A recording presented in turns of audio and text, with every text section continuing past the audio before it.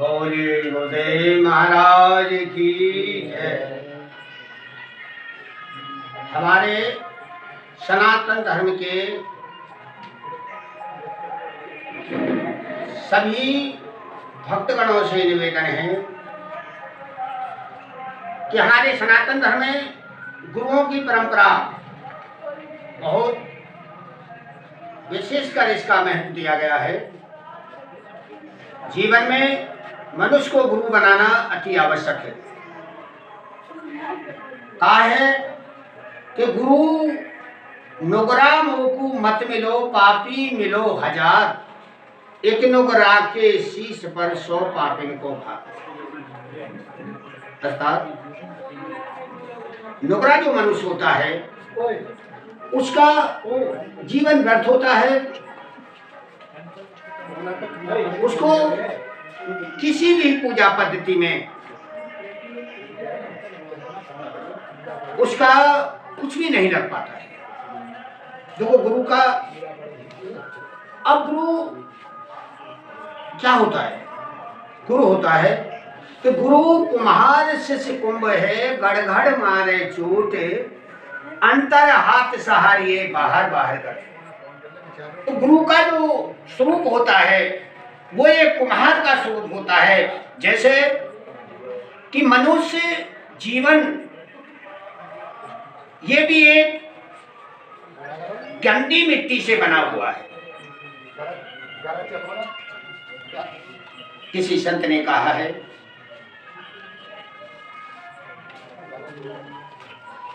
लात सहे घूसा सहे, औंधे सहे कुल्हाड़, इन होटन के कार ने मैंने सर पर धरोगा। एक जो सपूरा होता है मिट्टी का बना हुआ बर्तन, और एक कुम्हार रूपी गुरु के पास जाता है।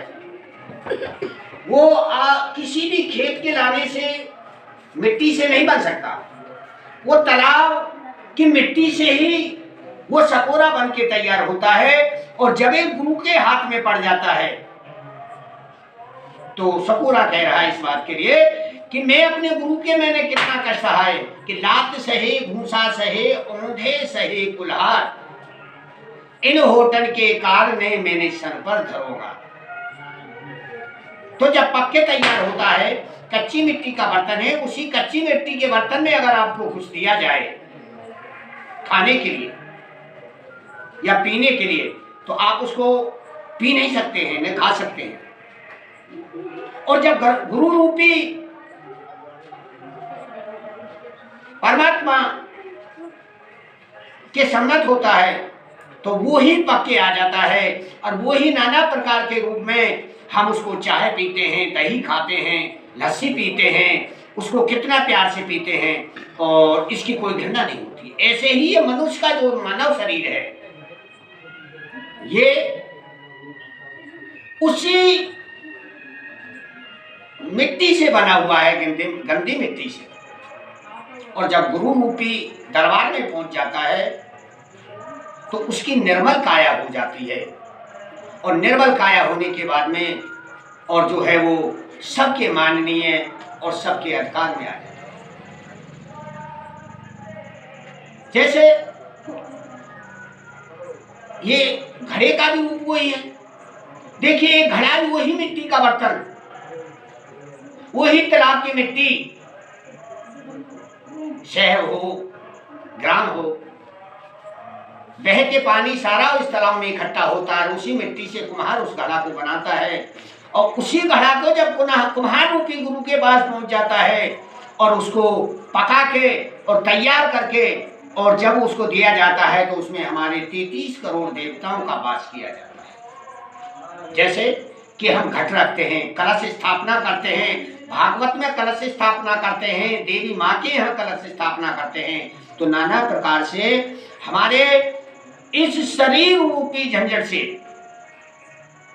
इस जो हमारा ये शरीर है गुरु के सन्मुख जाता है तो हमारे सारे कष्टों का निवारण हो जाता है। तो मेरे सभी सनातन प्रेमियों से निवेदन है कि जो भी भक्तगण मेरी इस आवाज को सुने, जिन्होंने गुरु नहीं बनाया हो वो गुरु बनाए और परमात्मा में अपना ध्यान लगाएं। जितना हो सके नाम का जाप करना चाहिए।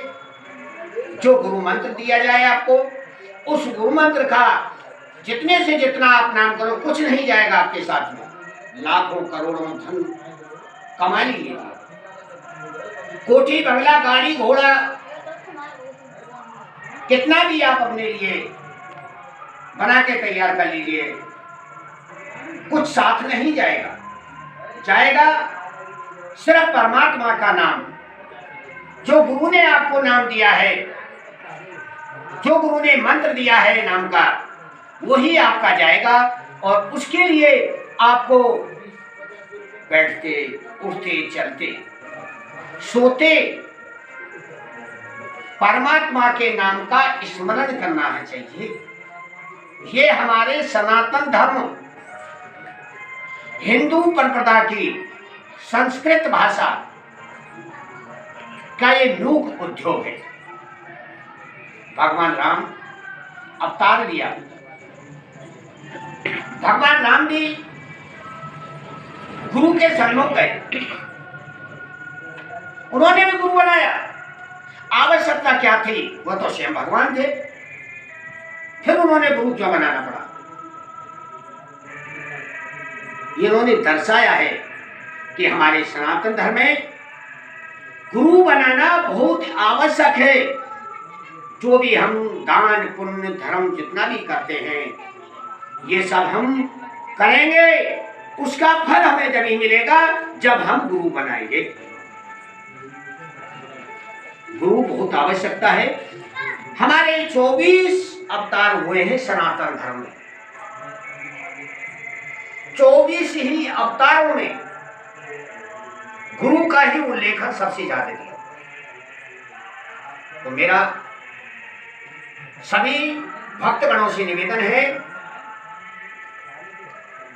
गुरु बनाना अति आवश्यक है। गुरु बनाओगे, आपका दान पुण्य अगले जन्म का जो आपका मनुष्य योनि पानी है, तो उसके लिए आपको भजन करना पड़ेगा। दान करने से धन मिलता है। जितना आप दान करोगे उसका 10 गुना परमात्मा आपके लिए धन देगा। भजन करने से आपको मुक्ति मिलेगी, आपका जन्म सफल हो जाएगा। ये जो मनुष्य जन्म हमने पाया है, ये मनुष्य जन्म भजन करने के लिए दिया है परमात्मा। ग्रस्त में रहिए, सारा कार्य करिए, अपना धंधा करिए, बिजनेस करिए। एक घड़ी आधी घड़ी, तुलसी बाबा इस बात को कहते हैं कि एक घड़ी आधी घड़ी आधियों में पुनियाद, अरे तुलसी ये संगत साध की है वो। तो देखो, घंटा एक, आधा घंटा, आधियों में पुनियाद 15 मिनट। जब 24 घंटा ईश्वर ने आपके लिए दिए हैं, तो उसमें से 15 मिनट का टाइम निकालें और 15 मिनट टाइम निकाल के और परमात्मा का भजन करें, ईश्वर के नाम का जप करें। जितने से जितना ज्यादा होगा, आपका भविष्य उज्जवल होगा, आपके परिवार में सुख शांति होगी, रोग धोग आपके परिवार से नष्ट हो जाए। मैं आपसे सनातन धर्म के हिसाब से मैं आपको इसी तरीके से शिक्षा दे रहा हूँ। बोले श्यावर रामचंद्र की जय।